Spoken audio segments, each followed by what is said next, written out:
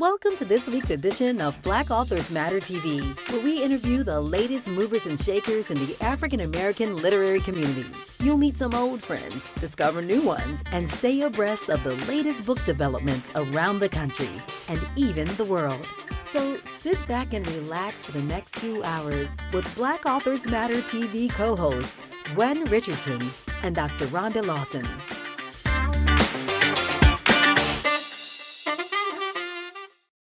Good evening. Welcome to Black Authors Matter TV. It is March 21st, and we have another exciting show for you. I'm Gwen Richardson, your host for tonight, along with my co-host, Dr. Rhonda Lawson. Good evening, everyone. And we have lots going on. We have a few announcements, and then we're going to bring on our first guest. We actually have 3 young ladies, and it's going to be an amazing interview. I'm excited about it. First of all, our Black Authors Matter TV award show nominations voting started today. So if you haven't voted already, go to blackauthormattertv.com, which is at the top of the screen. And at the top, it says to cast your vote. They are 15 categories, and we always have an amazing process and award show. The award show itself is May 16th. So there's some milestones in between now and then. And I will talk a little. So that's just right around the corner.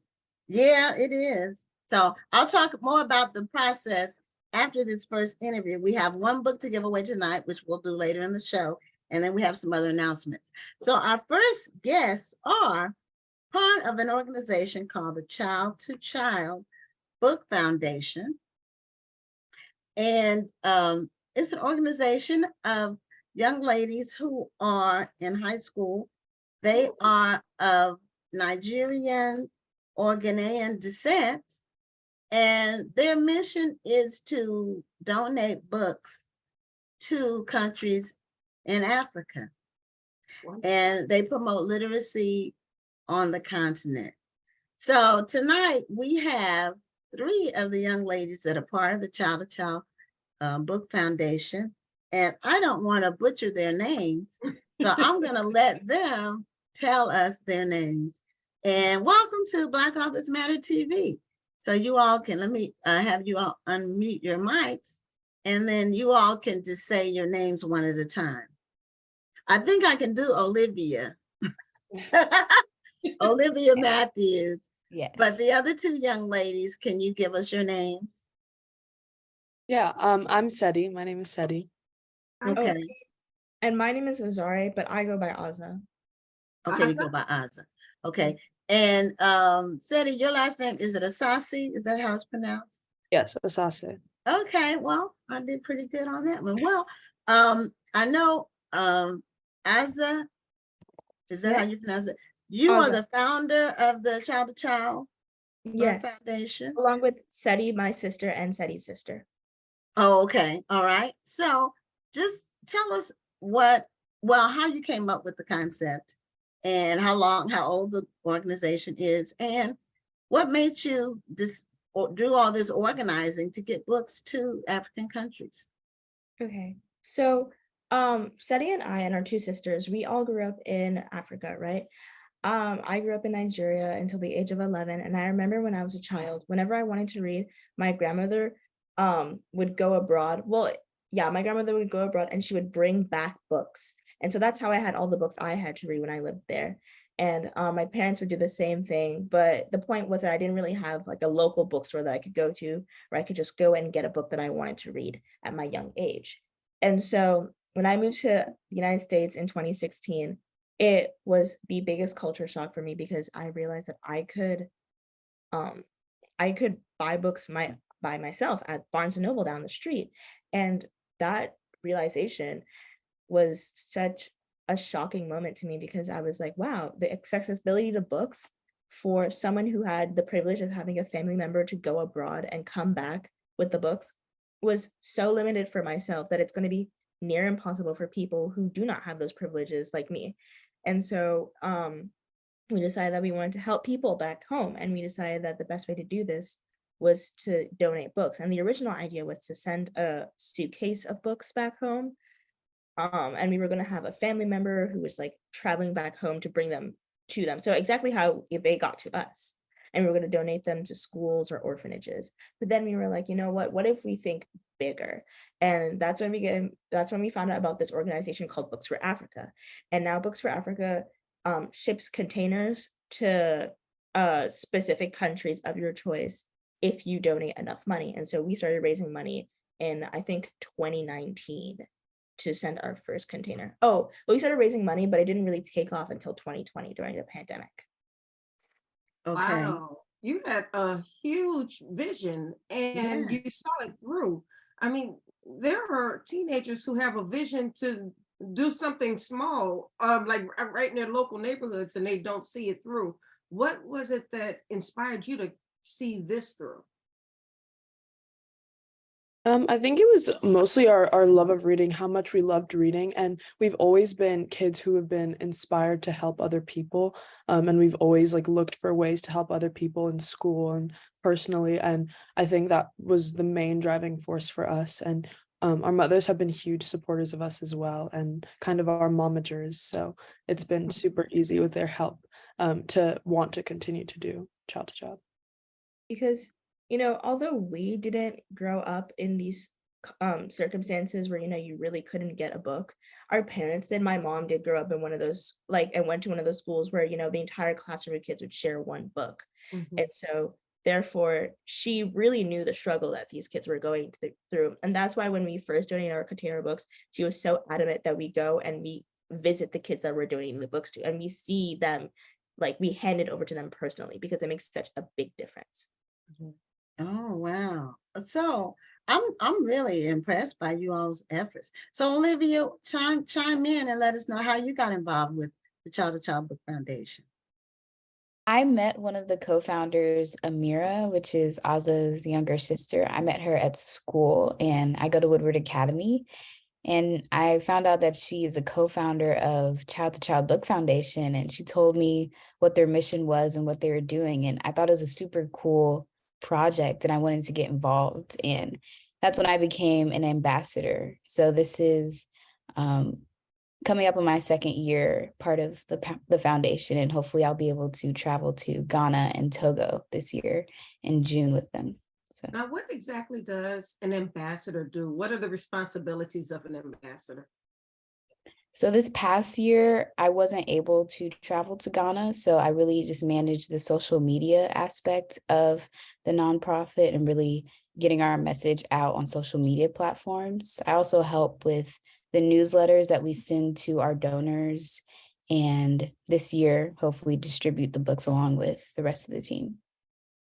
She's also been a great help when it came to raising money. Olivia's been phenomenal with that. So who are some of your supporters? Like, are they individuals? Are they not, corporations, a combination? How do you all raise the money? When we first started out, it was mostly our family members and friends who were helping us donate. And as years have gone by and we've gained more experience with fundraising, we're starting to look towards more like corporate funding, and we've been looking into grants and such. But we're starting to reach a lot more outside people. So a lot of individuals who don't know us personally are also donating to our cause through interviews that we've done and meetings that we've had and such. Have you connected with the Ghana embassy? I see you all are in Washington, D.C. Oh. Yeah, we actually, I don't think we have connected with the Ghana embassy. Well, we did try when we went to Ghana, but the thing is that they can't really lend us their support, just because it's kind of complicated to explain, but it's the whole concept is that they want to be helping people in Ghana itself. And so if they support us, it kind of looks like they're supporting an American agency who, like, that betters like Ghana, instead of just going straight to the source. And so so we've tried to get support from a Ghanaian and the Ghanaian embassy, but it just did not work out in our favor. Oh, that's interesting. I didn't know that. Yeah, I'm just really, one thing that I hope the viewers and people who watch this are watching this live or we have a lot of viewers after the show that watch it afterwards. But the idea that as Americans, we take the book availability for granted so much. And some people have books all around them and won't read. And you all were sitting hoping someone would bring a suitcase of books back for you to read. And so how often did your relatives, when you were in Nigeria, how often did they bring books to you? I mean, for me, it was so often. That's how I got my main, all the physical books I had were brought to me from abroad. I mean, I had an iBooks, or an iPad that I could read books on, so I could purchase like digital books, but all the physical books, I had like all the Harry Potter series, I had like this Goddess Girl series that I really liked. They all just came from my grandmother, like, seeing these children's books and being like, this is what children love, and bringing them back for me. And then also, Sadie can talk a little bit more about this, but we also had a book club when we were in the 4th and 5th grade. Wow. Yeah, I think our families would also just bring back books whenever we had like school breaks, and like I know my mom traveled a lot because she worked in the United States while we lived in Nigeria, and so she would bring back books like every time we had a school break. And yeah, we like through that we also started a book club at our school, like Azzarree and I and a couple other girls in our grade. And our parents, like all of our parents would like coordinate which parent was gonna bring back like this number of books by this author, and so that we could read them and have discussions about them. So that was also a big piece of like our friendship, and then how we came to wanting to start a book foundation. I actually have a couple of questions. First, I want to ask a question from the audience. Janice Kearney wants to know what grade you're in now. I'm a senior. Azzarree and I are both seniors, and we're about to head off to college next year. Oh, wow. Oh, Have you chosen okay. a college yet? Pardon? No, Have you yet. chosen a college? Not No, yet. not yet. I thought you were going to say Howard. Everybody feels like Howard's the only university in the DMV. Yeah, they do tend to do that. Even when I tell people I went to school in DC, they automatically assume it was Howard. So Right. they do. So so are you all planning to attend college away from home? Yes. We both go to boarding school, so we're very used to like being away from home. Oh, okay. Okay, So- that kind of leads me to the question I was going to ask, because I was going to ask, do you feel that you started reading because your parents were bringing books home, or were they bringing books home because you wanted to read? I think it was because we wanted to read. My mom, Okay, I just asked because if I'm bringing all of these books home, you better be reading them. Yeah, I think also my grandmother is a librarian. She moved to Nigeria in like 1978 to work as a librarian in a village, and so she like has grown up around books her entire life. And so when I was born, she really wanted to pass down that love of reading to my sister and I. And so it's because of her that I really like books and that I love stories. Beautiful, beautiful. Wow, this is I'm really impressed with y'all starting a book club in the 4th and the 5th grade. Because a lot of times you don't really think about children that young organizing something like that. And you don't. sticking with it. Right.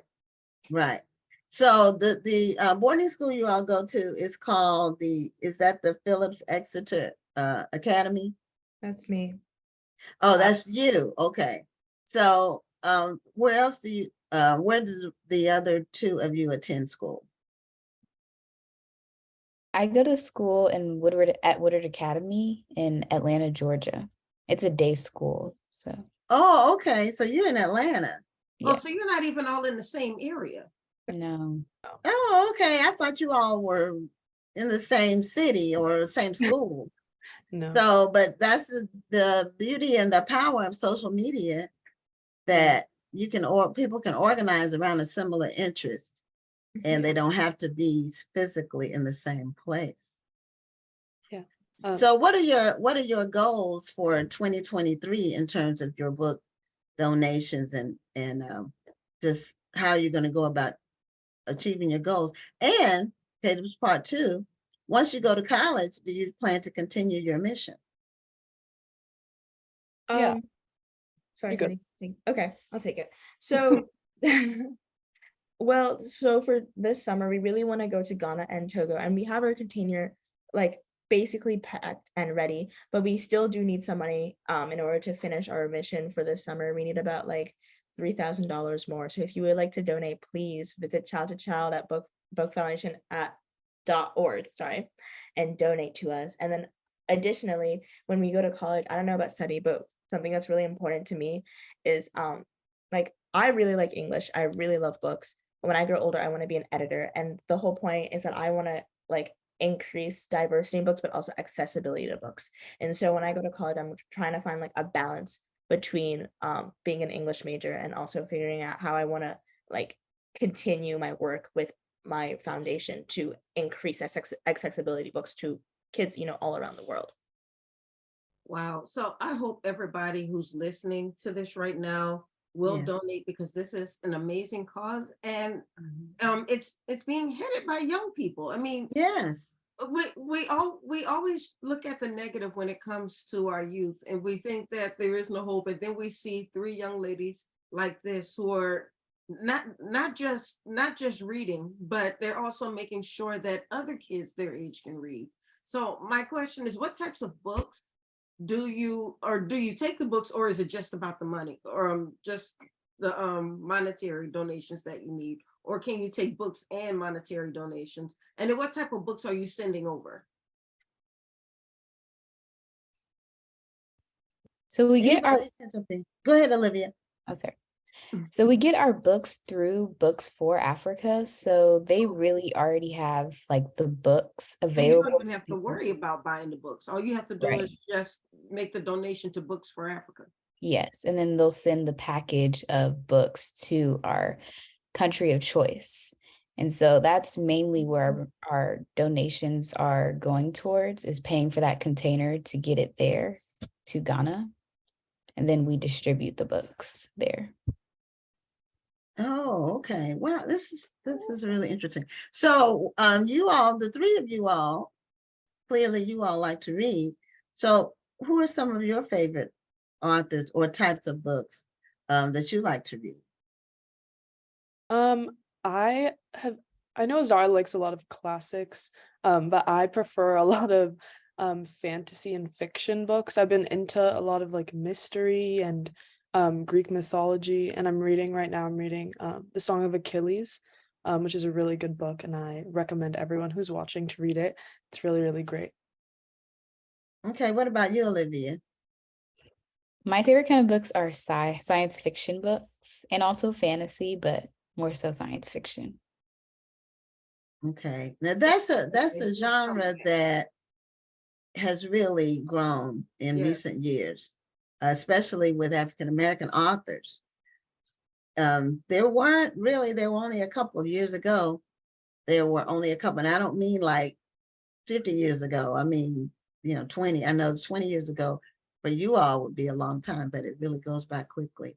And there was very little science fiction and fantasy 20 years ago in African American literature, but now there's lots of it. It's probably one of the fastest growing genres in terms of new authors and new releases that we've seen. And most of the authors are young. Most of them are seem to be in their 20s or 30s. So that's exciting. Now, Azza, what about you? What are some of your favorite things to read? Oh, as Seti said, I really enjoy classic novels. I enjoy classic literature. I just finished reading Their Eyes Were Watching God. I really like Jane Austen. I really like Her Book Persuasion, and I really like what's his face? Oscar Wilde, The Picture of Dorian Gray. I really love that book. It's a great book. But right now I'm reading a fantasy book.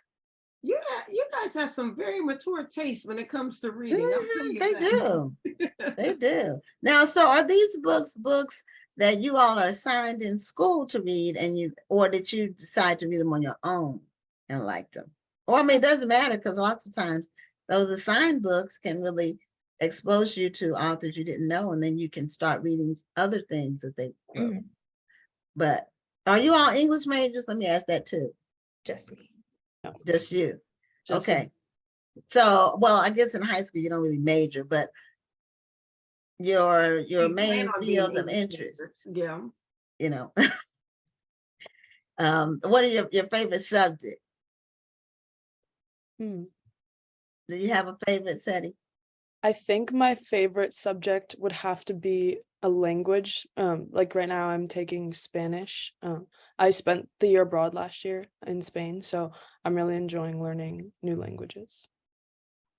Wow, so you all are real world travelers, and you all are really setting the world on fire, and you aren't even out of your teens yet. That's just really amazing. So, Olivia, what's your favorite subject? I really enjoy the sciences. I'm in physics right now, so that's probably my favorite subject. But I guess the subject that's easiest for me is English language. So Okay. Well, usually you have to use English in most of your other subjects, not the sciences, but yeah. history, or well, not math either, but well, math for the math problems, but that's not really English. This is math. You have to know the math to solve the math problem. But so tell the audience about the Child to Child Book Foundation in terms of, are you all a 501c3 organization? Are you an official nonprofit, or what is your status? So, and people who want to donate, are you accepting donations year round, or do you accept book donations, or only, I think, Rhonda, you asked that, but I just wanted to make sure that the audience understands that. Yes, so we are a 501c3 nonprofit, and we do accept year-round donations. And the truth of the matter is that we don't really have the space to store book donations. So if you do donate to us, we will donate them to Books for Africa and ask them to put them in our container. However, like as an organization, we just do not have the space to hold all of them. Right, I understand that. That's a very important point, because often as authors, we want to donate our books, but you make a very good point in that we would love to accept your book donations, but we don't have the space or the capacity to store those books. So it's better to go ahead and make a monetary donation. And if you want to make a book donation, then you should go to Books for Africa. Is that correct? Yes, very much so. Awesome. Okay, thanks for the clarification. Now your, I don't know what her role is, Miss Bolden. She was the person that we communicated with to get you young ladies on the show. So what is she? You're like your advisor. Her name is Terry Bolden. I believe her first name is Terry. She is my mother. Oh, she's your mother. She didn't tell me that. She wants to keep it a surprise. Well, yeah, but I think that's great. It's great to have parental involvement, and it's good to have your children involved in a project that they can really be doing good work and learning at the same time. Now, Olivia, have you been abroad? I've been to Mexico and Caribbean islands, but not as far as Azza or Seti. Not yet. Hopefully soon though. Right. So you all are going to be traveling to, is it Ghana and Togo this summer? Azza and Seti, both of you going? Yes, hopefully all of us will be able to go this summer. Yeah. How big is your organization? I meant to ask that. How many girls are involved? Right now it's 6 of us. But there's like 7 of us. 8. Wait. I like that look on your face as Definitely 7. Oh yeah, there's definitely 7. I'm sorry. So are you taking new members? If there's a teenager who may see this and they say, I would like to be a part of this, are they able to do it? I mean, yeah. we would love more outside help. And the girls who are involved with who are ambassadors alongside Olivia are family friends of ours and people we've known for a long time. So, but we are so open to having anyone else. We need all the outreach we can get, and if we can get that by having more members, that's perfect. We need more connections.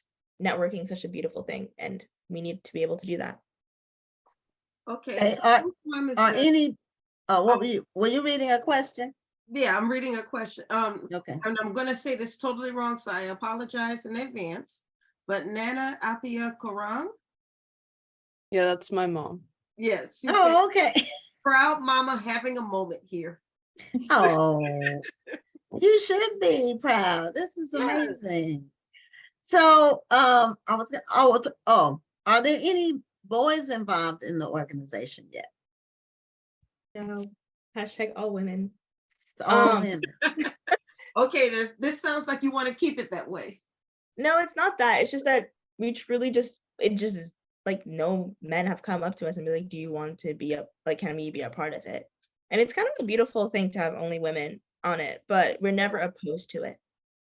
Okay. It is a beautiful thing to have all women because it's a powerful thing when women can come together and do something that's much bigger than themselves. So congratulations on that. Nobody would be mad at you. Well, maybe a couple of guys might be, but nobody would be mad at you if you decided to keep the organization all women. But Well, you can say tell the boys they can help you all raise money. That would be a Yeah. good thing. So you can Well- donate more books.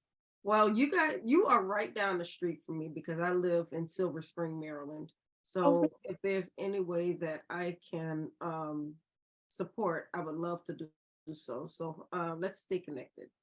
Thank you so much. That'll be great. So how do people, I know you have your website, but you say you all do a lot on social media. So are you all, are you all on Facebook? Normally younger people tend to gravitate to the other platforms, but I thought I would ask. Mhm. Oh, are you all on Facebook, Instagram, or where you all? Oh, we are. I think we're just all afraid of interrupting each other. Oh,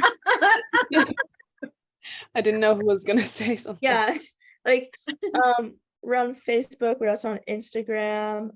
We have a LinkedIn profile. We're on GoFundMe, so if you look us up on GoFundMe, you can definitely find us. We have a okay. Dorothy Gives page. We have a Books for Africa page if you go to the website. There's so many different ways to access us and to find out about us, but I think the best one would be to go to our website. Okay, well, I did put your website as well as your Instagram link in the chat. So hopefully we'll you. get some people who will reach out to you all. I know I will be. I've already liked you guys. So keep doing what you're doing. I think this is amazing. I mean, I'm proud of you like you're my own daughters. Yeah. My daughter's a little older than you all, but I'm still proud of what you're doing. And I thank you for what you're doing. And I will be supporting. And I'm sure that a number of other people who are watching will be supporting as well. Thank you so much. Yeah, and congratulations on just the amazing work that you all are doing. And kudos. You all really bring a smile to my face. And I know the people who are watching and who will watch after will be excited as well. And Rhonda did put your website in the chat. So a lot of people watch this show after the fact. They don't all tune in live. A lot of people watch it at their leisure the next day or whenever. So it will circulate around, and I hope you reach your goals. Whatever you said you needed $3,000 for your next 3,000 by a shipment. certain time. We would prefer it by By Thursday, tomorrow. but I know how that is when you raise money. Before we When go to do you sleep need the tonight. Do you have a time limit or a time goal for raising the funds for your next shipment of books, your next container of books?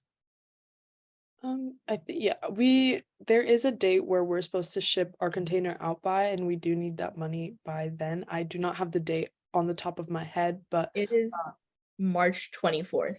I Oh, was not that's around joking the about the corner. 30-day due line. Like, guys, that was not a joke. 3 days. So that's Friday. It is. Oh my goodness. Okay, So please, if you Well, do, let's get on it. Let's get on yes, it. you guys are let's feeling get on generous, it and let's please, please, let's please. help them reach their goals so they It can. could be a late Christmas present, you know. Yeah, or like an early birthday present. I'm born in. Okay, well, we hope our viewers will help you reach your goal. Thank you so much. And thank you all for being guests on Black Office Matter TV.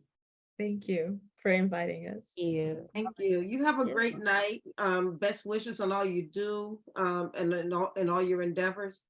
You guys got this. Today's the 22nd, 21st. The 21st, so it's Friday's the 24th. Yes, you will have this in the 3 days. Yes. Yes. We will. Okay, have a great evening, ladies.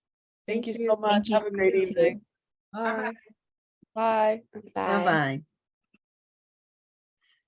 Okay, yeah, that was different in terms of just, they weren't authors, but it's all Right. book related, you know, and that was just amazing. I read about them, so I got one of my Google alerts and then I reached out to them, and it took a while, took a couple of months to get them on the show as far as booking. Yeah. But for one, we were booked up, and so that was exciting. That's a good problem to have. It is a good problem to have. So Janice Kearney said, amazing young ladies. So we're gonna do our book giveaway first, and then we have some announcements. Our second guest has not logged on yet, and she didn't submit her form, so I don't have her phone number. Wow. So, but we communicate with everyone multiple times, and I'm not sure what's going on with that. But we're going to do the book giveaway, and then I have some other announcements about upcoming shows. So this is the book we're giving away. We gave one of these away a month or so ago. This is We Matter, and it's called Athletes and Activism. He was a featured author at the festival a few years. I think the last one we had before last year. So 2019, because that was before COVID. He's a former basketball player, former NBA Maybe player. look really short. I think he was like 6'8" or something like that. But the trivia question for this book is that Etan Thomas was born in Harlem, but he was raised in another state other than New York State. So what state was he raised? And if you answer that correctly, you will get a copy of the book. This is going to be a good book because he's very not just intelligent, but just his way of thinking. He's a very deep thinker, and he expresses himself really, really well. And even if you don't agree with what he's saying, when you're listening to what he's saying, and the way he breaks it down, it makes for a very provocative conversation. Well, in this book, he interviews a lot of athletes. So this book includes interviews with, Bill Russell, who passed away not too long ago, Kareem Abdul-Jabbar, Steve Kerr, and some other, Dwayne Wade, Oscar Robertson, Russell Westbrook. So he interviewed a lot of people for this book. Okay, Well, so we have two guesses and they're both wrong, unfortunately. Sorry, Janice and Audrey-Ann. okay, so it's not Georgia or South Carolina. Those aren't the answers. So our second guest was supposed to be Crystal Wilkinson. She's a Kentucky poet laureate, and she was NAACP Image Award winner last year. So in the poetry category, but she didn't log on. So I do want to announce the book club kickbacks. We had one last week, which was lots of fun. Sadika Johnson, when we read her book, The House of Eve. And we have the next 2 kickbacks scheduled already. So we try to do these once a quarter. And the next kickback is June 13th. And we will be reading and discussing the new book by Connie Briscoe. Connie Briscoe she had a lot of books like early on, and then she took a hiatus, but she has a new hardcover book that was released last Tuesday, as a matter of fact. It's a mystery called You Never Know. So we've already confirmed her for the kickback June 13th. We're going to be discussing that book. And then our next is not Miami, Florida. That's not where he's from. Somebody answered that for the book. No, Stephanie it's not said Miami. Oklahoma. Okay, it is Oklahoma. That is the correct answer. Stephanie Burnham. Could it be Stephanie Burnham? She's on it. She wins books. When she's watching, she almost wins a book. Almost always wins. So that's the next kickback we'll have. And if you're in a book club, what was the name of Connie's book? You Never Know. Okay. And it's a mystery. Ooh. So that came out last Tuesday. We'll be discussing it June 13th. And the next kickback after that is with Victoria Christopher Murray's book.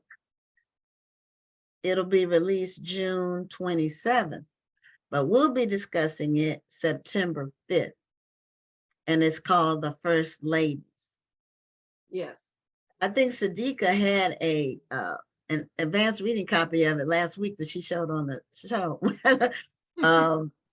Because she was talking about us reading that book, and I said I was already on it. So I hadn't gotten a confirmation from Victoria, but I got a confirmation yesterday. So she will be on the September 5th show. We will be reading The First Ladies. And it's a book about Eleanor Roosevelt and Mary McLeod Bethune, I think, if I'm not mistaken. Because I don't want to say wrong stuff. I don't want to have facts wrong. But I believe that's true. And she co-wrote this book with the same lady, I think her last name's Benedict, that she wrote her book, The Personal Librarian, which got so much praise, and it was a even a bestseller. Jeopardy question. That's right, it was. And what was the question on Jeopardy? Do you remember? The name of the question. I mean, I can't remember what the actual question was, but it was on Jeopardy. Okay, so the answer was The Personal Librarian? Yes. That was the title of the book. It was What is the Personal Librarian? Okay. So wow, when you get to be a Jeopardy question, you really gone to another level. So that how many people can say that? So that's it for the book club kickbacks. So the book festival, the National Black Book Festival, early bird registration ends March 31st. So if you plan to attend the festival as a participating author, the best pricing and best terms are till March 31st during the early bird period. Well, and after that, the tribe is coming. So we might have to have a little party. Isn't that right, Audrey Ann? That's great. I would, but you know, I'm working the whole time. You might so have to kidnap you, Gwen. You all would have to come the week in advance for me to party. A whole week, not even a day in advance. No, the day in advance, I'm like last minute details. The week of, and that whole week is just, I'm not available. But the week before, I'm available. So anyway, if you all staying a whole week and a half, it's gonna be awesome. And we have confirmed 2 of the featured authors. We're working on a few more, and Kwame Alexander is one of them, and he's a best-selling author. Also, Daphne Maxwell Reid, who's an actress and author, and she's best known. You should invite a rapper or another pop artist or something. Well, actually, there is one that we're working on. Ooh. But I don't want to say in case he doesn't come. So, because if I knew somebody out there who had, well, I'm already talking to the right people. But an artist, he does have a book coming out in June. So we're trying to get him for the festival. We're talking to the right people. I'm sorry. I thought you said something else. I'm not going to tell you what I thought you said. Oh, okay. I was wondering why you went like that. I'm like, okay, I didn't You think. said I'm already talking to, you said the right people.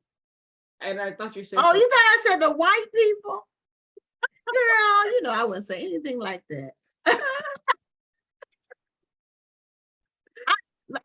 You know what? I don't care who the color, what their color is, as long as they can give me a yes. That's it. That's There you go. There you go. I don't care. Sometimes they are, sometimes they aren't. It could be, it doesn't even matter. Just can you say yes? And so this name is a name everybody would know. So I'm hopeful. We'll find out. And there's a couple of other names we're working on as well. You know, authors. It's a couple. So there's, you know, there's books coming out. We normally try to have it coincide with the release of a new book, because that's when they're doing their book tours, and that's when you have the best chance of getting them. Right, when they'll already be out. So the next item is the Black Authors Matter Children's Book Awards. That's an ongoing process. If you have a children's book that is written by an African American author or has an African American theme, the author doesn't have to be African American, but if they aren't, the theme would have to be, meaning the images, the storyline, and so forth. That process closes June 5th. If you go to Black Authors Matter bookawards.com, you can submit your books. The book has to have a copyright of 2022 or 2023, because we're looking for new books, and we have a panel of judges. It's very competitive, but we've, you know, already gotten lots of submissions already, and we normally get the most submissions in the last month, like the month before the deadline. So don't wait till the last minute. If you know you want to submit your book, you know, it's better not to wait till the last minute. But the deadline is June 5th. It has to be postmarked on or before June 5th. So that's the deadline for that. And the finalists for that will be announced on the August 8th show. Now, I don't think I mentioned for the Black Authors Matter TV Awards, the voting started today. I did mention that. The voting ends April 1st. This is for the first round of voting. And then after this first round of voting, there are 5 finalists in each of the 15 categories. So we will announce the finalists on the April 4th show. So we have a lot coming up.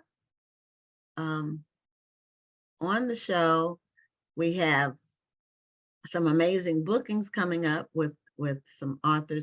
I know 2 authors we have coming up that you all would know. Mary Monroe has a new book that's being released. So she'll be on an upcoming show. It's either next week, or I think it might be next week. It is next week. Mary Monroe will be on next week's show. Oh, nice. And Tananarive Due is going to be on the April 4th show, the same day that we announced the finalists for the awards. So she has a new book out as well. We'll be giving away her book. They've already sent us the copy of her new book. And so the night she's on the show, we'll be giving away her new book on that night. So since our second guest didn't sign on, I guess we can talk about something else. I can tell you who our final 2 guests are. And when the second one signs on, I mean, the third one signs on, then we'll just bring him on. His name is Omar Scott, and his latest book is called Loyal to a Fault. And he started off, he talks about how he started off in a single family home, and he kind of got off of, went the wrong way, got on the wrong path.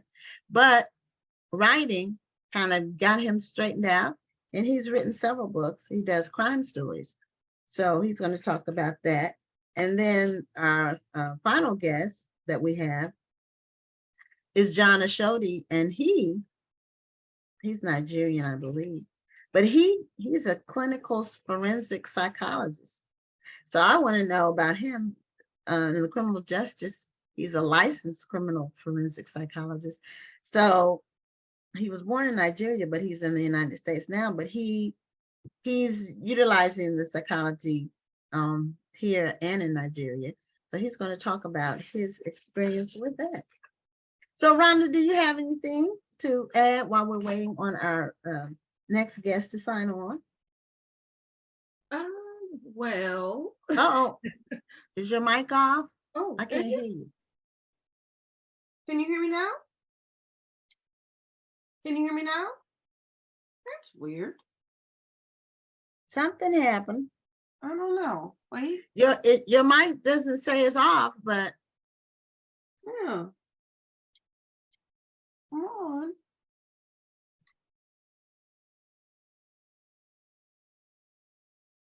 okay, I muted you. Now I'm gonna ask to unmute. Maybe that'll fix it. Did that work? No. Do you know what happened? Oh. Okay, can you hear me now?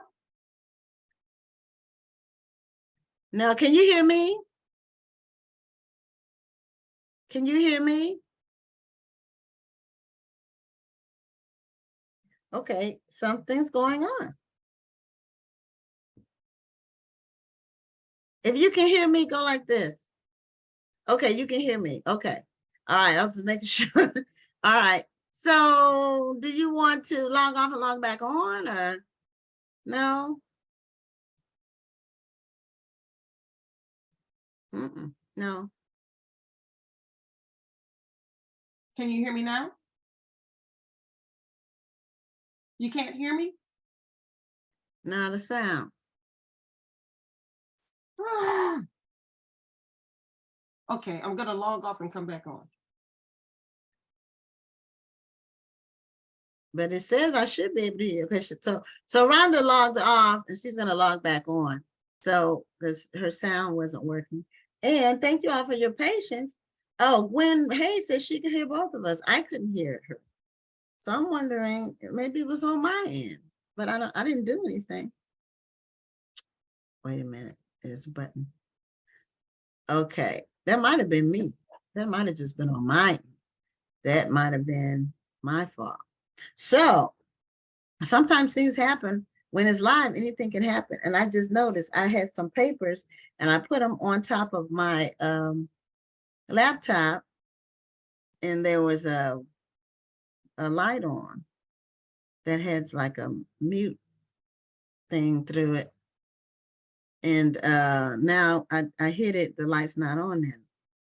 So that might have been on my end. I didn't even know about that button. Rhonda. What did you do? You know what? Okay, this could be a lesson for the audience. Okay, I had some papers and I laid them on top of my keyboard. And somehow I hit the F6 button, which made I'm gonna hit it now, which made you not. Okay, now talk. Can you hear me? Yeah, that's what it was. So now talk again. Can you hear me? Yeah, that's what it was. Wow. The F6 button mutes. I don't know if it mutes everybody. It didn't mute me, but it mutes. Oh, I guess that's good if you're having a meeting and everybody's talking at the same time. Now you know what to do. Maybe so. Did you know about the F6 button? No, but I know now. Because Gwen Hayes says she could hear both of us.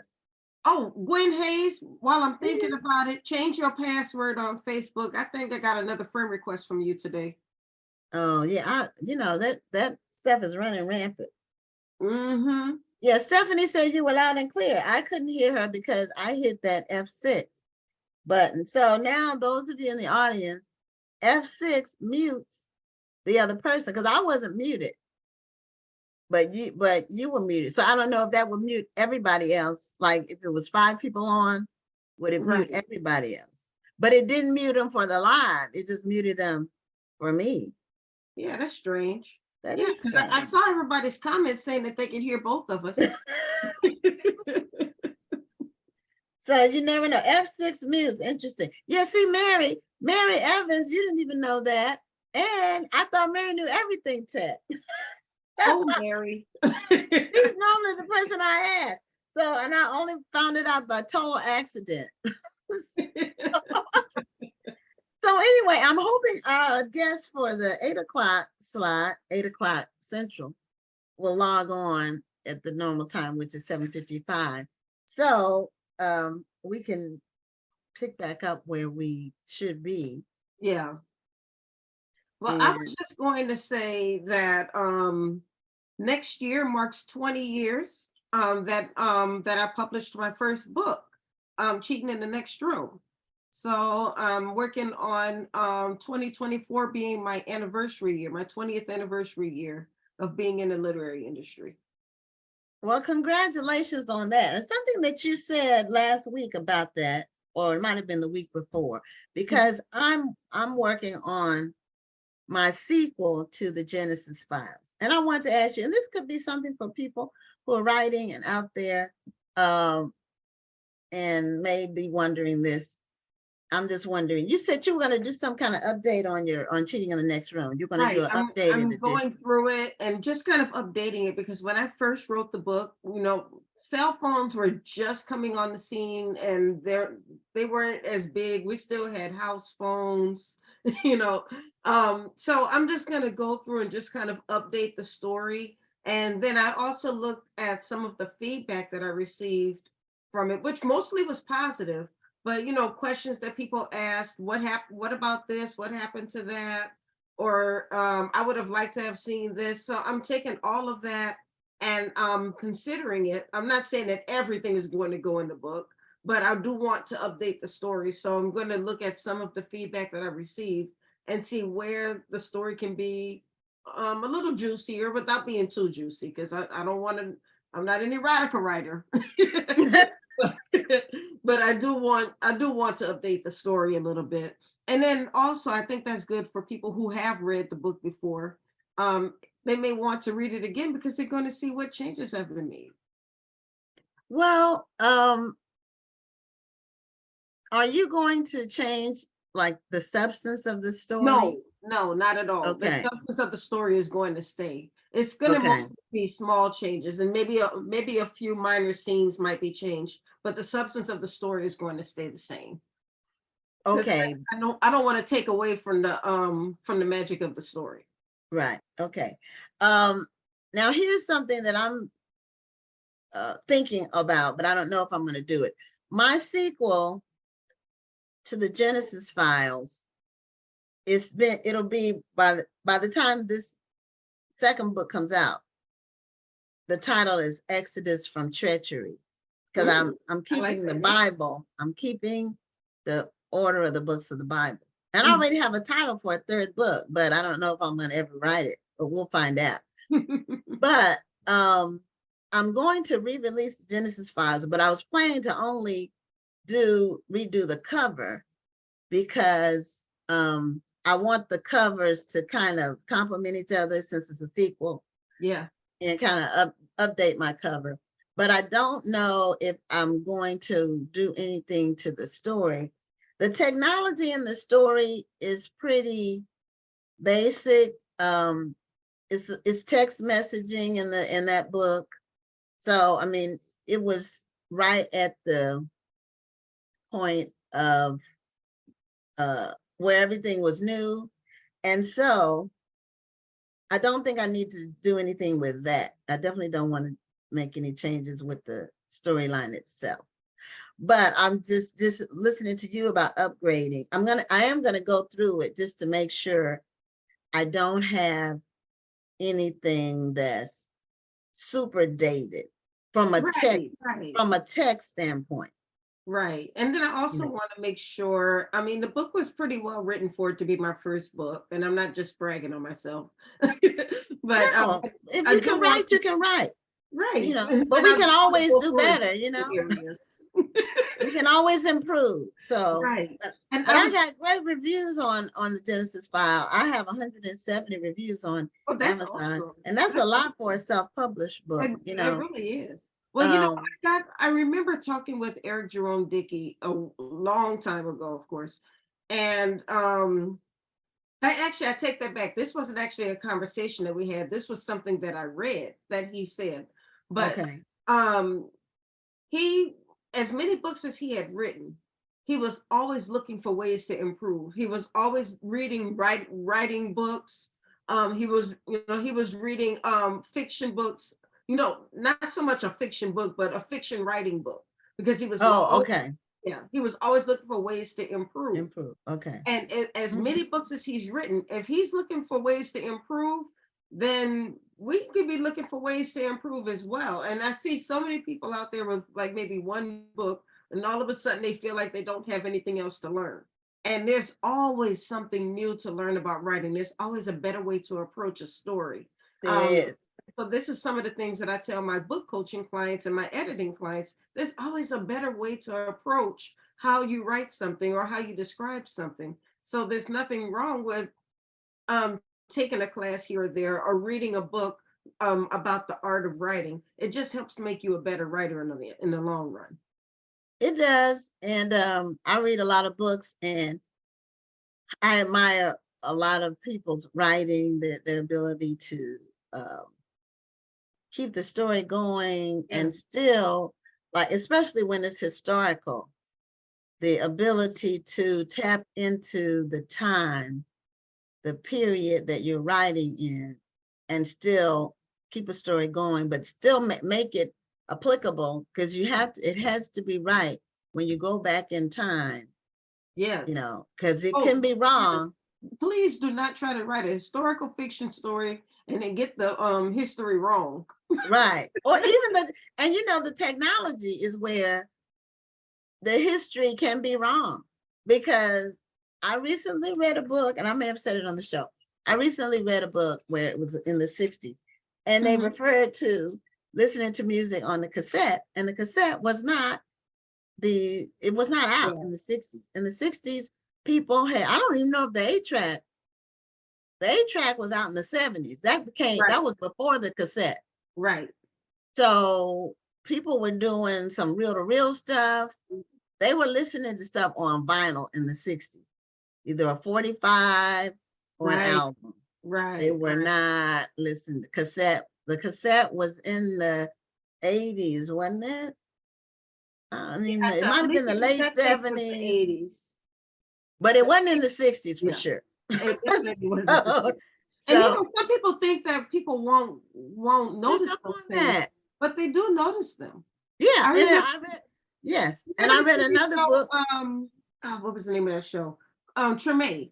I don't know if you remember the TV show Treme. It was about New Orleans post Katrina, and it was a really, really good show. But the reviewers, when they came, or the critics, when they came back to talk about the show, the first episode, they said it was good, but then they noticed that one of the characters pulled out a Uwhubetine lemon pie to serve as a dessert. And Uwhubetine lemon pie was not back at the time that this scene was supposed to have taken place. That's how much people notice these things. I never thought about it. It's like, details matter. I read another book. I read a lot of books. So I read, historical fiction is my favorite. And it can be from way, way back, or it can be not so far back, but I just love the history. But somebody had a story. It was in the 70s, I think. And they said they had an answering machine. Answering machine? They didn't have an answering machine in the 70s. They didn't have call waiting. Yeah, I think call waiting might have been the late 70s, maybe. I don't know, but there was no answering machine. So anyway, we have our guest, our 8 o'clock guest has logged on. Oh, well, let's do it. Yeah, so I enjoy talking about books with you, and if you all, let me see if anybody had anything. Somebody said I hate military stories and movies with the uniforms wrong. Now that's interesting. That Rhonda, you might be able to relate to Oh that. yeah, I hate that too. I hate seeing the uniforms wrong. I hate movies that take place in New Orleans and they go to all the stereotypical places because native New Orleanians don't go to those places. Only tourists go to those places. Oh, okay. Yeah, but military stories, I can't stand them. Yeah. That's interesting because I wouldn't know. See, I wouldn't know the uniforms wrong. But this is why these details matter. So our next guest is Omar Scott. And I guess this is someone else's Yeah, it's computer. probably his wife. Yeah. Well, I don't want to say that. You never know. It could be a sister. So soon as Omar comes on screen and we can hear him, we can hear about his book. There he is. Welcome to Black Authors Matter TV, Omar. And if you can unmute, there you go. There we go. All right. How you doing? We're Hi, doing Omar. great. Welcome to the show. Thank you. Thank you. Glad to be here. I like the pictures in your background. Oh yeah, man. I got basketball on one side, football on the other. Man, I'm a Cowboys fan and a Michael Jordan fan. Well, boo, boo to the Cowboys. I'm a New Orleans Saints fan. Well, yeah, I'm still a New Orleans fan. I'm mad with the Saints right now, but I'm still a Saints fan. Right. And I was a lifelong Cowboy fan, but I ditched them when they re-signed Tony Romo. I said, they'll never go back to the Super Bowl with that dude as a quarterback. And when he commentates, it offends me. Anyway, he talks like he knows what should be done. And if he did, he would have done it when he was on the field. It just really... You got a point there. You would have wished he was using that knowledge when he was playing, right? Right. Why did he... Omar's about to get up and walk away from us. But see, sometimes you get... I know football, and I was a avid, lifelong Cowboy fan, and I said I'm out of there because they're not going to go back to the Super Bowl, and they still haven't gone back. But I knew they weren't going back with Tony Romo. So anyway, people got spoiled because they did all the stuff in the 70s and 80s and 90s. So Troy Aikman was the last one. That was the last. That was it. And since there's been, you can't live on your laurels from 25 years ago forever. You need to step up and show something now. Anyway, but I still watch them. They're my number 2 team, but it's not like it was like when they were my number 1 team. Well, I can't think of another team to replace the Saints. So I might have to go ahead and stick with the Saints and I'm just hoping for the best this coming year.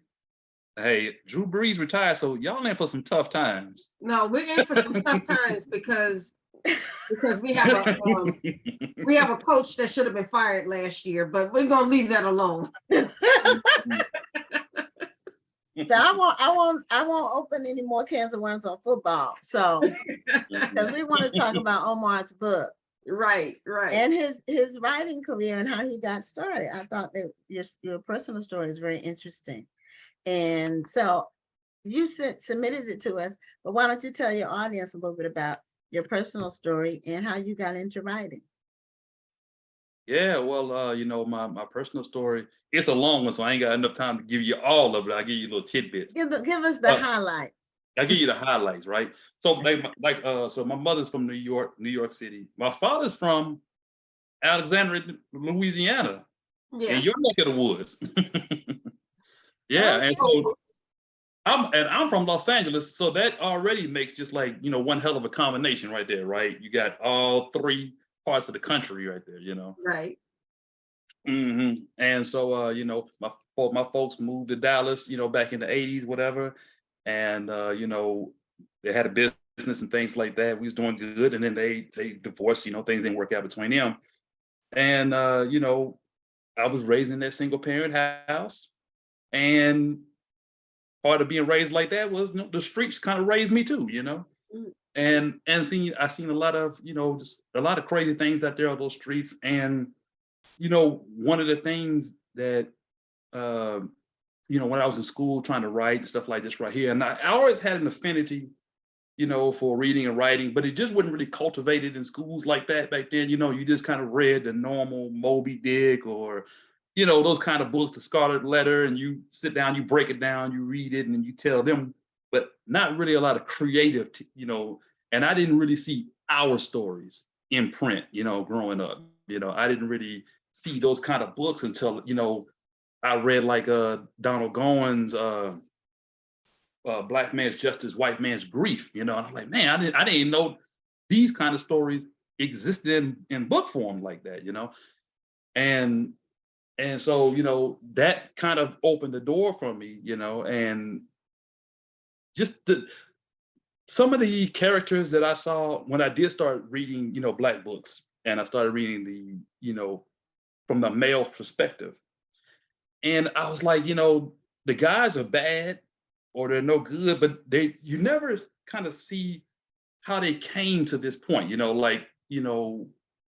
I've always in my stories, I think people are a lot of gray. Like, I don't think it's like just one all good and all bad person, right? Like, you got bad people who do good things, Right. and vice versa, and a lot of these things are dependent on how you were raised and where you were born and your influences and stuff like that. And I really wanted to have, give that some insight and dive deep into those type of things, and that's what kind of got me started. I read Donald Goines too as a Yeah. teenager. I I read read, and I used to order them through the mail. You're showing your age on that. Yeah, well, I'm just saying. I ordered them through the mail, and that's how I read them. And I read 4 or 5 of them. Whoreson. It's one with the word pimp in the title. And Got quite a few of those. Like Eldorado yeah, Red. it was something with but when I was reading them, my impression was this was not real. Because I didn't have any exposure to that kind of life. I'm a PK. I was raised very sheltered. So I always thought they were just made up stories. I didn't know that people actually lived like those. And I was an adult. I know once I went to college I went to college in DC. I was very sheltered. I was green as grass. I just had God looks out for fools and babies. That's because I don't know. And I did get some exposure to the streets for about 6 months after I got out of college. And what I learned from that is I didn't want to have anything to do with it whatsoever.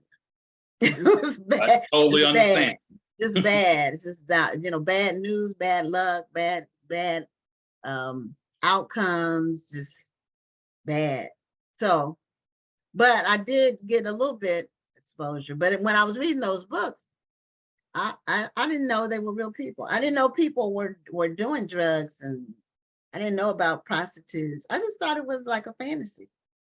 Mm-hmm. So, but it was very well written work. Very, very well written. I liked it. And A Man Child in the Promised Land was another very good book. Have you ever read that? It's by Claude Brown, I think. Claude Brown. Somebody online will correct me if I'm wrong. It was a classic. I think I was assigned that one in school. That's a classic. That's like the autobiography of Malcolm X. It's in the same classic. If you haven't read that, go find it. It's amazing. Okay. Yeah, I'm gonna check that out. So your books, you started to write about crime, and you said from a more emotional place. Yeah. So what do you mean by that exactly? Well, more of a cautionary tale, right? Like like when I was growing up, I had a good friend of mine. We were in school, and we played sports. We on the honor roll. We're doing what normal kids like yourself was doing. Being sheltered. Mm-hmm. And yet, at the end of his life, he died at 21, and he was shot to death. Right. and he was dealing drugs. And I was like, you know, if you only knew about the end and not what I just told you, you would just think that this was just a bad guy, you know, and like all those things you said about your experiences in that little short time you had on the street. But I was like, you know, there's more to that story. And I wanted to tell stories like those. Right. But I wanted to make them cautionary tales. You know what I mean? You know, like, I'm not glorifying this stuff like this right here. I'm saying that even though life may have dealt you a bad hand, or you made some poor choices, I feel like I'm a testimony myself, you know, saying that it doesn't have to end like that for you or anybody else. You know what I mean? You still can do something positive with your life. You know, you can turn things around with the right perception and stuff like this, right? You know? And so I just wanted to tell those kind of stories, you know. Okay, so what was your first book? What was that? What was the name of it? And then what was the storyline for that one? Yeah, it was the Hands of Love, right? And it was about Do you have a copy of any of your books with you handy, like that you can show us the cover of? Yeah, man, I say like this right here, right? This is the latest one right there. Okay. The Hands of Love, I don't have it right beside me right now. I would have to leave the room and run and go get it. I could go do that real quick. Okay, well, why don't you tell us about it first, and then. Okay. Okay, so the Hands of Love was about a detective named Lorenzo Love, and Oh, okay, so it's like a play on words. Okay. yeah, and Okay. so you know he's kind of like this, kind of like an edgy type, you know, kind of a little dirty, got his hands mixed up and stuff. It kind of puts you in mind of Denzel in Training Day, right? And my wife is trying to give me a copy of the book, trying to sneak it in on me. So I'm gonna let y'all see all of them right here in a second. That's what a good wife is for, or a spouse, or husband. Man who found a good wife found a good thing, right? That's right. Yeah. Yeah. So getting back to the story, you know, he's a dirty detective, and he's been kind of stepping out on his wife for the years and having different affairs, and all of a sudden, the wives start coming. The girls that he's been messing with start coming up dead, and their hands get cut off. Mm. And the killer is leaving a message saying that the hands that touch me will never touch another. Mm. And they're leaving the evidence that all points back to him. That sounds interesting. Yeah, so he's trying to, like, you know, trying to catch the real killer, but clear his name and kind of stay out of. He's being investigated by the internal affairs for all this little corrupt stuff he's been doing. So it's a lot of things going on. There's a lot of moving parts in there, you know, and you know, very good book. Okay, now did you spend any time in law enforcement? No, I didn't. Now because I noticed your first book is about a police officer, and then The Lawyer to a Fault. I saw a badge on there. So is this the area that you like to write about? No, you know, just different ways. You know what I mean? Like my second book was Meet Mr. Right, and that was a coming of age tale about a kid who grew up in New York City. His father was a musician. His mother was a stay-at-home wife. And she was an alcoholic. The parents divorced, and his father gets killed, and he winds up being taken into a foster home where he is brought into a crime family. You know what I mean? Okay. And he has all these anger issues, you know what I'm saying? Because while he was in there, you know, he was violated and all that kind of thing, you know. So it kind of, that one right there kind of deals with, you know, what a lot of men, you know, go through with anger issues, with dealing with the troubles of life and being dealt a bad hand, you know what I mean? But it's how you respond to it, right, that gives you your character, you know? Right, that's true. Mm-hmm. Yeah. That's true. So altogether you have, okay, Hands of Love, Meet Mr. Right, but Right is W-R-I-T-H-T. Right. Okay, yeah. Correct. Okay, and then Loyal to a Fault, is that, so you have 3 books altogether? 4. I got another one that okay. When a Good Will Goes Bad, and the main character is Will, all right? You know what I'm saying? So I like the little play on words and stuff. I actually I like that. So Will was a good guy. Yeah, Will was a good guy who did something bad, and now he's having to deal with the demons of that. And he starts going back into his past. So that one is also kind of a coming of age in the 90s. When he's in high school, stuff like this right here, and his friend is selling drugs, and I was trying to, kind of paint the analogy of two boys in similar situations, but going in two totally different directions, and that's what I was trying to do in that book. One guy, trying to get his life together, wanted to join the army and, had some goals. And the other one thought that the only thing he could do was maybe turn into drugs and be on the streets and stuff like that because he saw the opportunities there for him. You know what I mean? Okay, so what do you like most about writing these stories? Is it sharing information? Is it like an escape? Is it what do you like most about writing?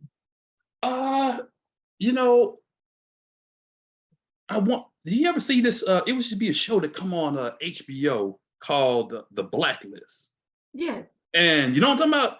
And Toni Well, Morrison. it wasn't HBO though, was it? It wasn't HBO, but I've heard of The Blacklist though. You know what I'm talking about though, right? The one with the guy with the round face. He's the main character, like if somebody is like a double agent or something. No. It's not like that. The Blacklist, it was like the Blacklist, something like that, but it was like different celebrities. Like it had Samuel Jackson, it had Serena Williams, it had Toni Morrison and people like that. And I didn't know about. Did you know about that show, Rhonda? No, that's not what I thought he was talking about. Yeah, it's another show called Blacklist. Okay. I know which one you're talking about. This right here was a show. It may not be called Blacklist. It's called Black something, but it was something where they was bringing on celebrities, and they was kind of giving you a glimpse into who they are and stuff like that, right? And the one person I identified with, they had Toni Morrison on there, right? After she had wrote the book Love. I don't know if you're familiar with that. But yeah, and so I kind of identified with her because she was saying that, in writing, with the rest of the world, you have rules, you have to conduct yourself in a certain type of way. You have to have a certain mindset when dealing with people. But when you're writing, it's your world. Yeah. You know what I mean? Yeah, like, you don't have to answer to nobody, man. It's yours. It's sacred. It's a piece of you. You know what I mean? And there's nothing better than that. You know what I mean? And to have that world, you can develop these characters, man. You can have these great stories, man. And you can give a little piece of yourself. It can also be therapeutic. It can be very reflective. It can get you insight. It's hard to pin it down to one thing, but I guess that will be like one of the number one things, that is my world and I get to build it, beautiful thing. I would agree. I love how your face just lights up when you're talking about writing. And before you came on, Gwen and I were just talking about writing, and we can get lost in those conversations. And it seems like you're one of those people who can get lost in a conversation about a good book or about good writing in general. Oh yeah. I mean, because I like the details, the details of a certain person, a certain situation, and just how the story develops. Like all my stories have good endings, and they all have twist endings. And I'll let you and your viewers in on one of my little secrets here. But when I write backwards to the front. Like I know the ending of the story before I write the first page. Okay, I've heard writers say that. Yeah, I've heard other writers say that about when they're writing fiction. That would be for fiction, because nonfiction is more methodical. You have a progression of certain information you want to provide, but with fiction, you have to tell a story, you have to build it, and you do have a ending. It can be dramatic or it could be anticlimactic. Sometimes you know, and so it could be a cliffhanger when I don't like when somebody does they know they're gonna be doing a sequel. Mhm. Yeah, And they really wrote one book, and then they break it down into 3 books, and they just cut it off without even it's no like transition. It's just, I don't read a like book where the guy ended the book by saying the 2 women that he was messing with knocked on the door. And then it said, now read book 2 to see what happens next. I was like, no, he didn't. No. That's like that Beyonce song. Remember, it made me want to throw my pager out the window, tell MC how to cut the phone bowl. That made me want to throw my book right out my back window, man. What the hell's going on? No, that's not how you write no book, man. no, Not no class I went. to me that's like cheating. Yeah. I know now everybody wants, well, the publishers want you to do a series. Right. They want you to do 1 or 2 books or 3 books, or they, because the series that's continuous sales, but there's a way to write a book that's going to have a sequel, and you give people a little piece to make them wonder, not just like end stuff abruptly to where, Right. that's just not the way. That's, to me, that's like kind of insulting to the readers. But and then when somebody does that, that makes me not want to read the next book, really, to be honest, because Right. I still feel like don't know what happened when those women knocked on the door. I'm like, okay, you could have done this better. You could have, and it could have taken a couple of paragraphs. It didn't have to be a whole chapter. It just Right. needs to wrap up to a point where it leaves you wondering, not just an abrupt ending like that. So now, are your books connected at all, or are they all standalone stories? They're all standalone. I guess I could write a sequel, but I don't go into it with that mindset. I go into it with the mindset of this is what I'm trying to convey in this It story. should be a full story. I'm giving you a full story when you read this book. Now, if I take that character and transform him into another book, I could. That's if he doesn't die. I do have a little violence in my books. I like the way you said that. Yeah, just a little piece there. But yeah, if they survive, they could wind up in another book. Okay. So are your books self-published? Did you self-publish them all?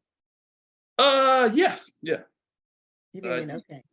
Okay. So have you ever approached it? Well, let me say this. Some people are self-published by choice, and some people are self-published because they didn't get picked up by somebody.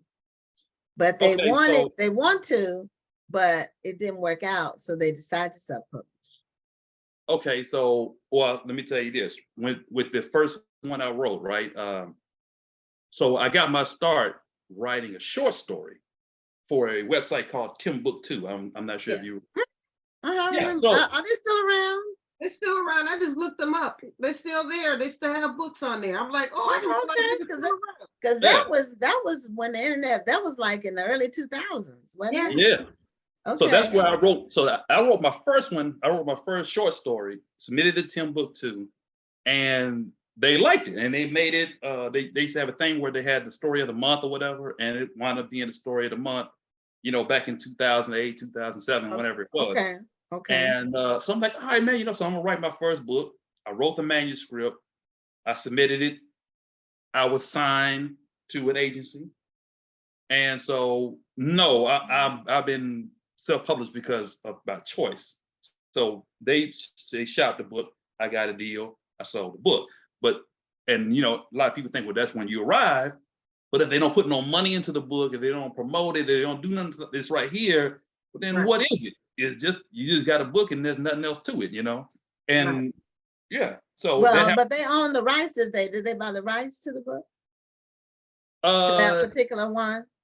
Well, it was a little struggle, but I got the rights back, Okay, well, good for you, because a lot of times some authors have difficulty getting their rights back. And once they sell them, and it's supposed to be for 7 years. That's like the average or the standard. But some people can't get them back even then. I mean, it's, and And I so guess possession is 9/10 of the law, whatever it's, you know. So and I'm glad that you and got the, yours back. yeah, and then the last book this one I wrote now, this the one I'm talking about, that's Loyal to a Fault. I was like, okay, let me try it again, because I published a couple of books by myself. I'm like, let me try it again. I got Okay. signed to another literary agency. They put the book out, but they wanted to change the cover. It wasn't this cover. They put a white guy on it. You know what I mean? And it's just things like that, you know what I mean, that just kind of irritate me when they change things and do stuff that you didn't want. And then they wasn't in communication with me about, what our objectives was, how they're going to promote it and things like that. I'm like, you know what? Let me just get out of this until I can find somebody, that I can see eye to eye with as far as a publisher and an agent. Then I'll go that route again. But this story, at least this Loyal to a Fault, this is what, my truth is. You know what I mean? This is the story that I wanted, that I intended to write it. And I think the people will love it as is, you know what I mean? I had a real good editor.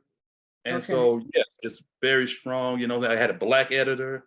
And that's just one of my main things too, not just with this book, but just in life in general. I'm a kind of a pro-Black guy. I mean, if it's a Korean dry cleaner and a Black one, I'm gonna get a Black one in my business just because they Black. You know what I mean? As long as they handle their business right. Now they screwing up, but then I gotta leave them alone. Right. But our biggest problem as Black people is, man, we don't get down with each other. We don't help each other. We don't do business with each other. We don't patronize each other. And so Well, you're preaching to the choir. My very first book that I wrote was called, I don't even know if I told you about my first book, Rhonda. It's called Why African Americans Can't Get Ahead and How We Can Solve It with Group Economics. I wrote that book 15 years ago. I think You it was. can re-release that book without rewriting it. It'll still hold true. You know what? That book sells every month and nothing has changed. See? Nothing has changed in society.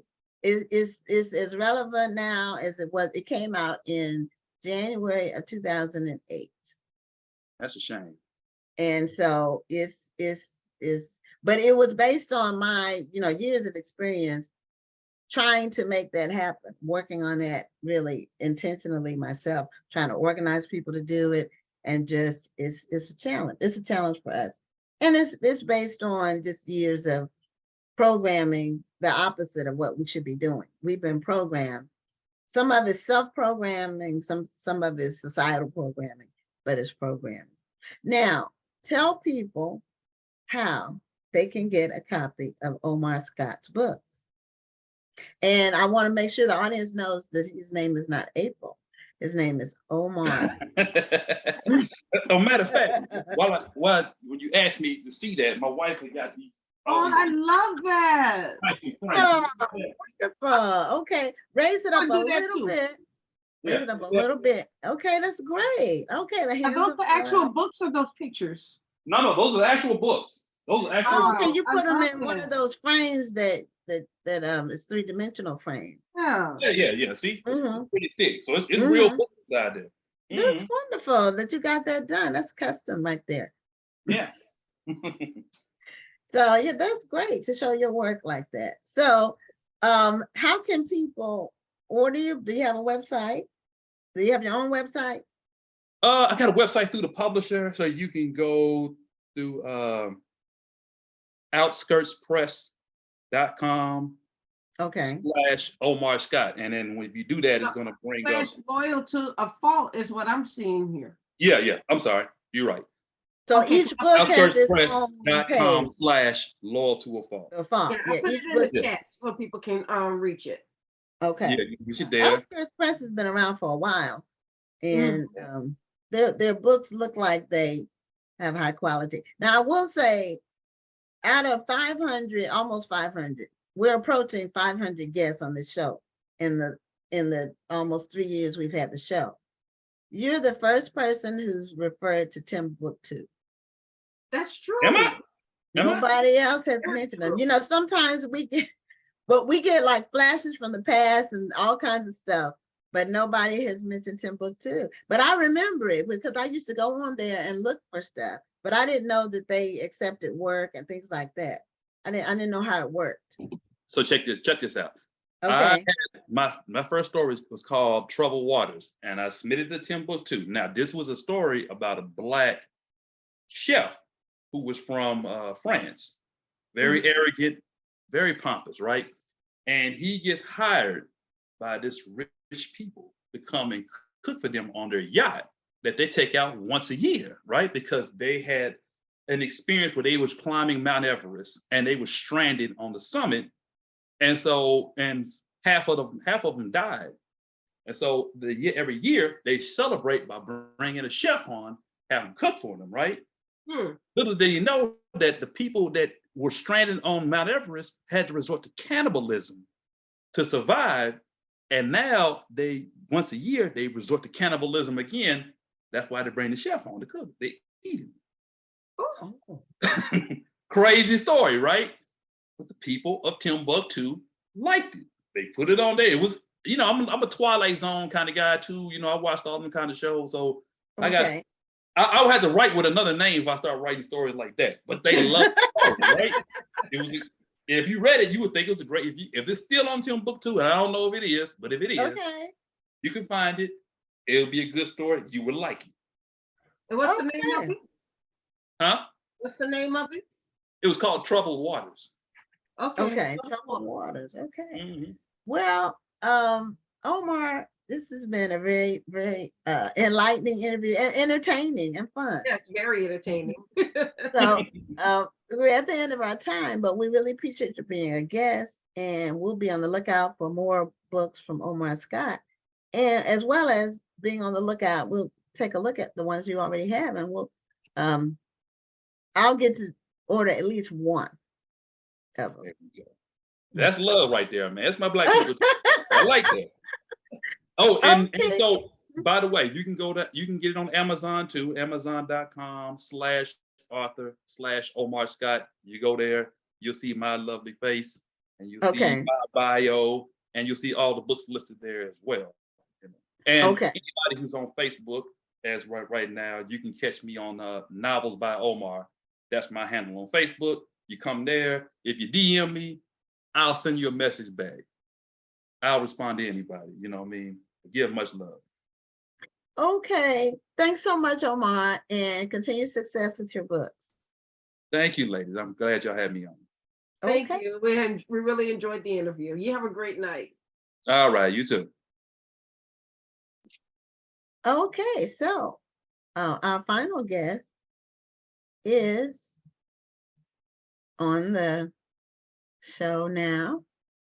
He's a professor, and I had mentioned earlier, he's a clinical forensic psychologist. Oh, we lost him. He went away. But maybe he'll log back. He was there for 5 minutes. So maybe hopefully he'll log back in. But his name is John Oshodi, and he's a licensed clinical forensic psychologist. And he has his books are in that vein with clinical psychology. So hopefully he will log back in, because as soon as I admitted him, he came on for like a couple of seconds, then he was gone. So he lives. I was waiting to see if he logs back in. I know that Just until he comes back, we can just entertain each other. So how about those Cowboys? Well, you know, one thing about the Cowboys, they have a very loyal fan base. And they've had my boyfriend is a huge Cowboys fan, and he'll sit there and have a heart attack throughout the entire 3-hour game, but he will never ever go against the Cowboys. Even though he's from Texas. My brothers are both Cowboy fans, and that's how I got to be one. My brothers, growing up, they started liking the Cowboys as kids, like when they were like 10 and 9 and 10. And so that was the only team I knew anything about. We were living in Virginia. So, but Professor Oshodi is back. I like the bow tie. Yeah, so Oh, okay. you should bring the bow Okay, there tie you go. for real though. Okay, so welcome to Black Authors Matter TV, Professor Oshodi. And we need you to unmute your mic so we can hear you.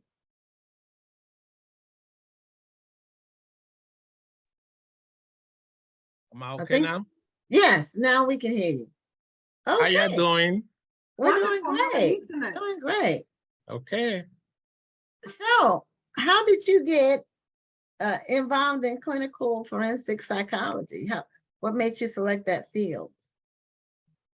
Well, thanks for inviting me. I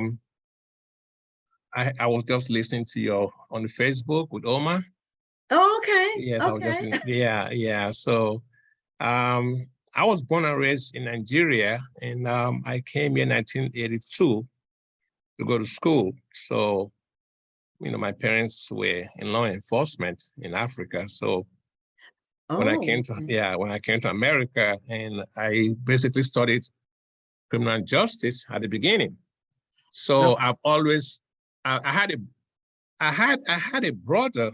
We are 4 boys, 4 girls. I had a brother who had some issues at home, always fighting my dad, getting into trouble. So when I got to America, I saw psychological science, criminal justice. I said, you know what? This sounds like my brother. So I became a criminologist and psychologist, and that's my world. Yes. Now, out of the 8, what order were you? Were you the oldest? Were you? No, middle? I'm the. You have Greg, you have Austin, then you have me. Then you have Okay, Eric. so you're third oldest. Yes. Okay, because sometimes birth order makes a difference. Right, it does. So they say. Yeah. And I believe it does. There's patterns.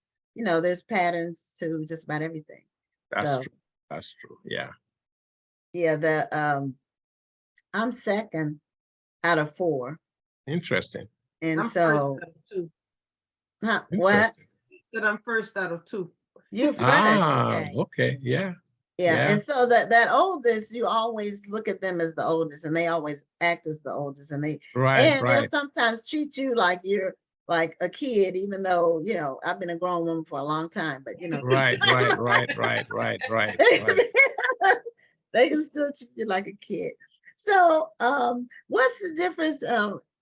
What are some of the differences in law enforcement? We've never had anyone on that I know of that was in law enforcement, whose parents were in law enforcement in another country. So I'm wondering, I don't think so.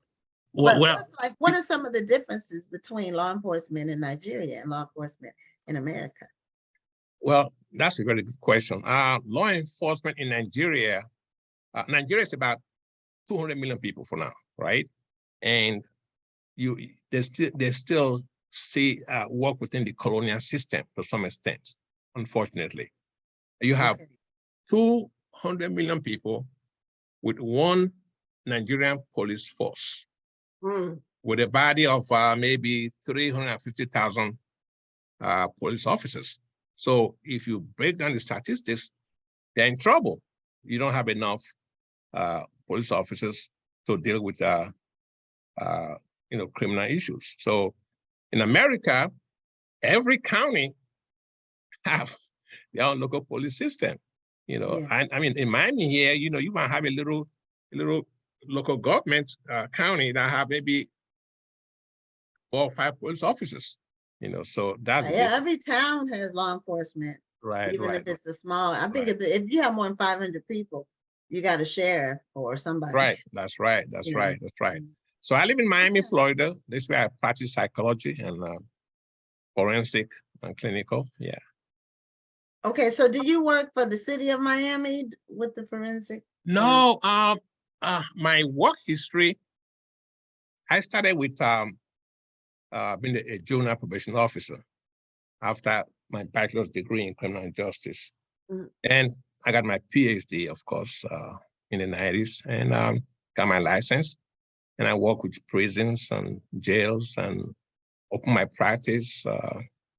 And I deal with, we're very few Black forensic psychologists in the country.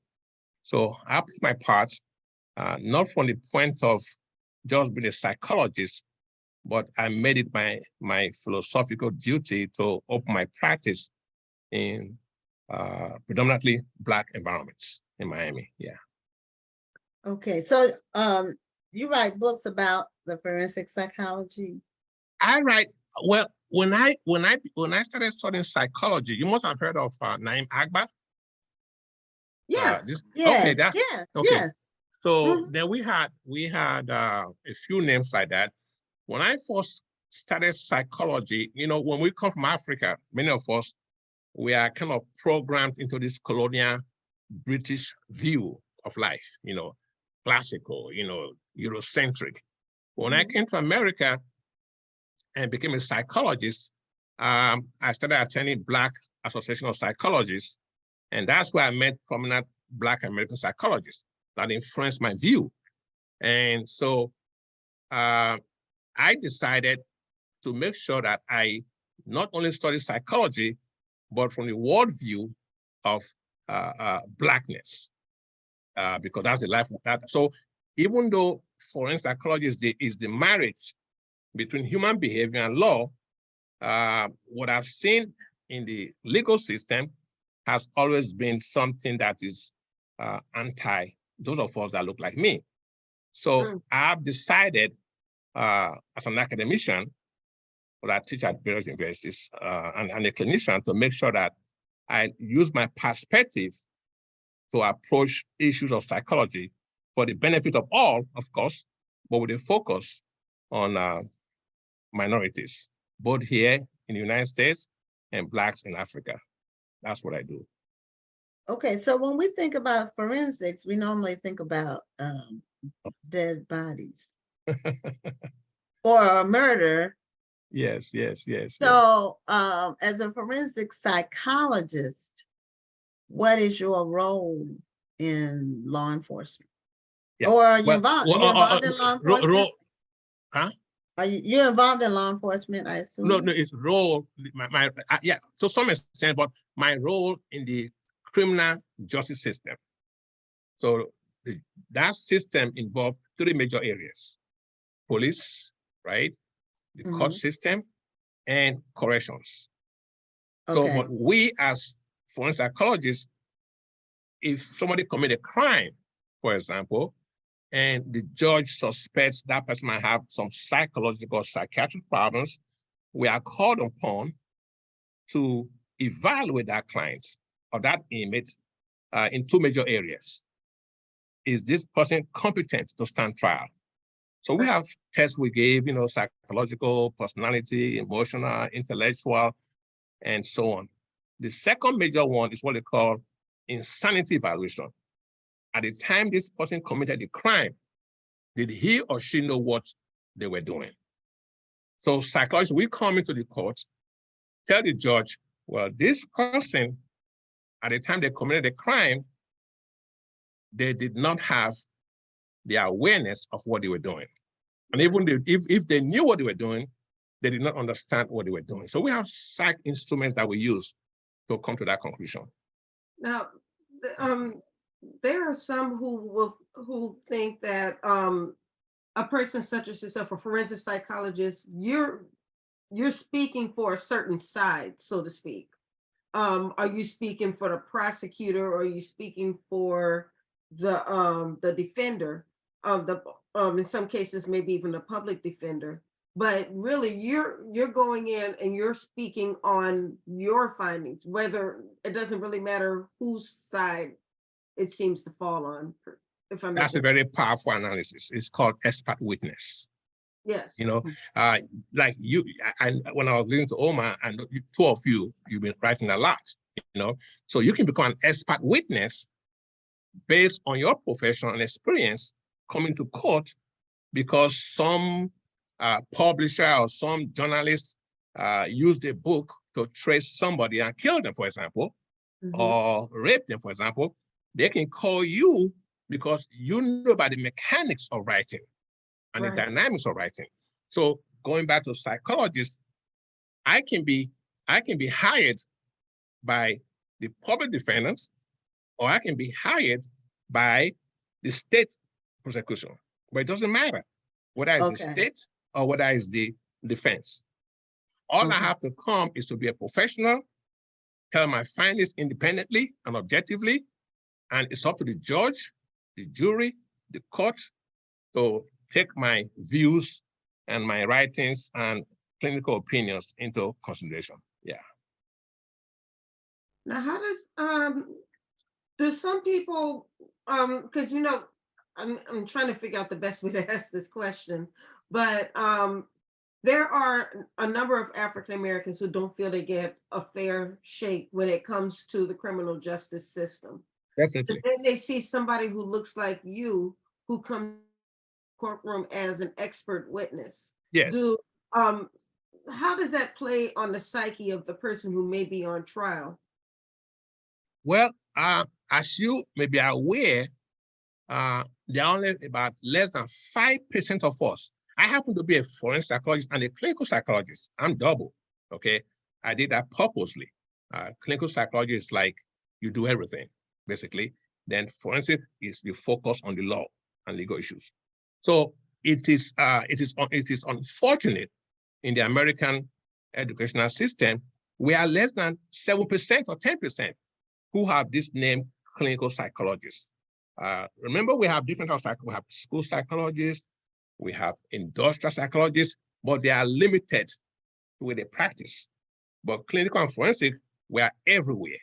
So when they see people like me, we are very few up to this second. Since you have to know the history of Black psychologists. There was a time when the APA, the American Psych Association, we used to have meetings with them at the beginning in the 70s. And right in that meeting, they will be calling us children. You might have a PhD. You might have a MD. They call you children.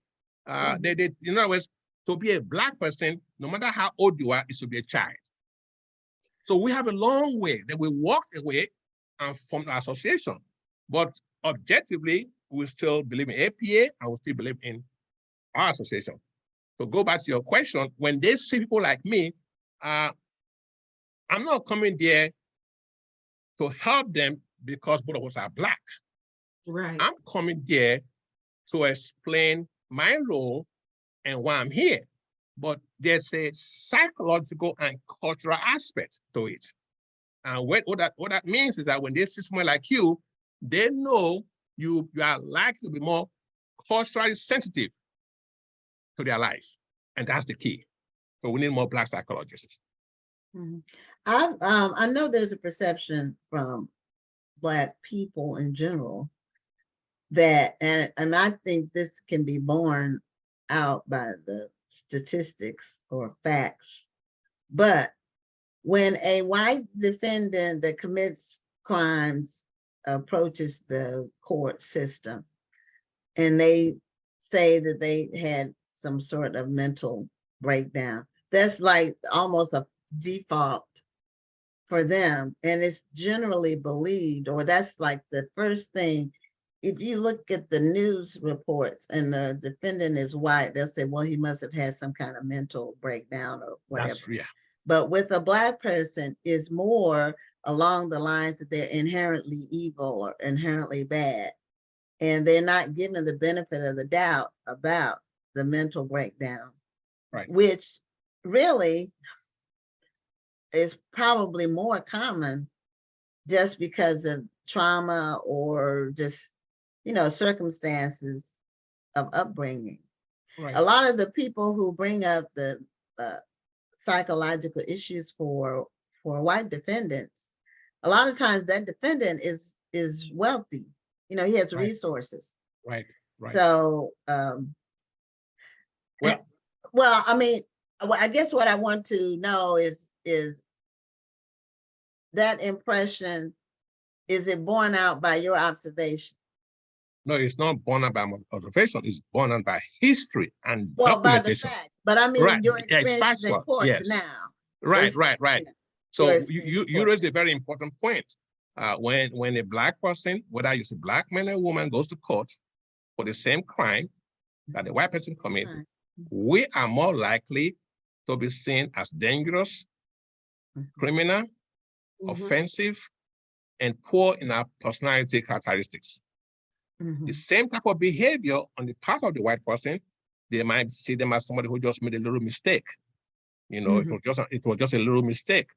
There's no, it's not habitual.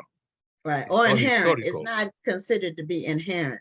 Right. So you have that historical bias, you know, Yes. or what we call implicit bias. Even you'll be surprised, some Black judges, they also treat us the same way too. When black defendants come to the classroom, to the courtroom, automatically, sometimes that person is perceived to be a bad person.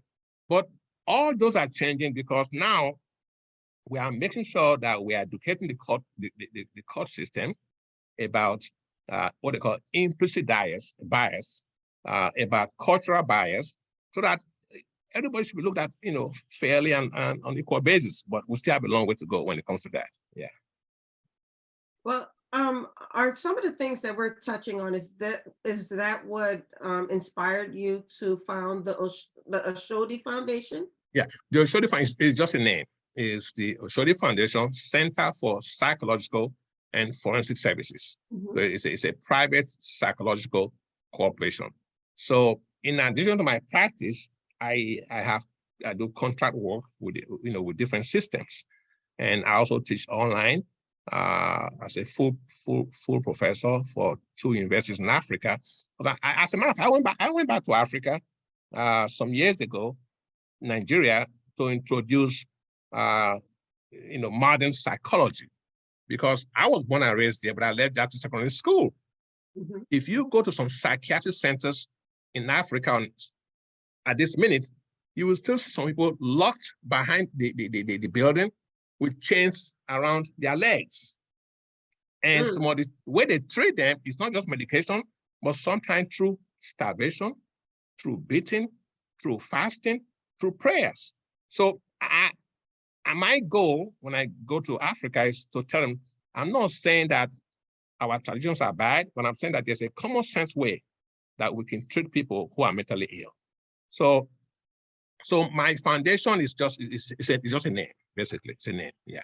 And I teach here in the United States. I teach at Wharton University, and I teach PhD students at the Nova University. Yes. Okay. So is your writing primarily academic? Do you have any writing this? So you don't write for the general public. It's more in your profession. Right. It is to cater to the world of professionals in human behavior, professionals in school system, professional in the justice system, and of course, anybody can read the book. Right. I wrote a book. I wrote a book some years ago.